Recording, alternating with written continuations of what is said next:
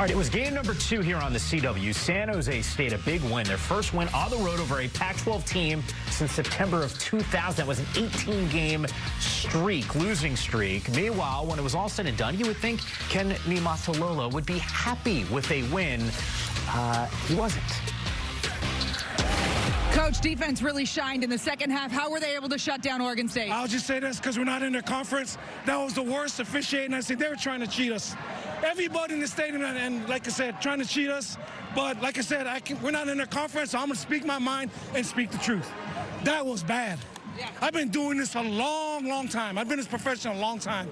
I've never seen anything like that before. That was bad. Well, on the offensive side of the ball, I'm not talking about that. I need to talk about the officiating. That was bad. Okay, it's just, I mean, how do you do that to kids? I don't understand that. I think anybody watching this game is like, man, that was, sorry, but happy for it. Your team, though, bowl eligible. That's big for San Jose State. With the turnover, with the way this team was picked to finish in the bottom of the Mountain West, how proud are you of this group? It's a testament to our young man. We got great young men, great assistant coaches. Sorry about that. But yeah, I'm happy for our guys. I love our guys. I'm happy for them. It's an emotional game, Coach. No worries. Thank you. Congrats.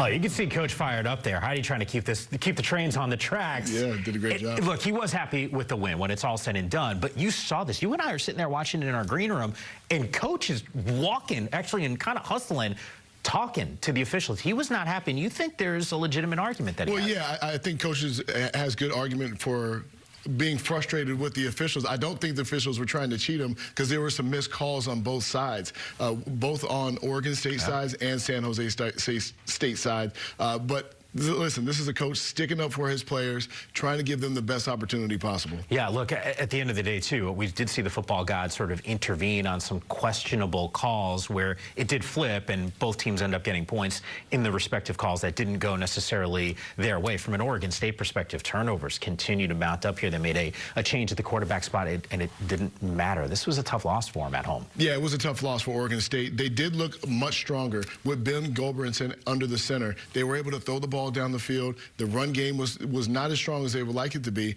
but overall, San Jose State came to play. They took the fight to Oregon State and were too much for the Beavers to handle. Yep.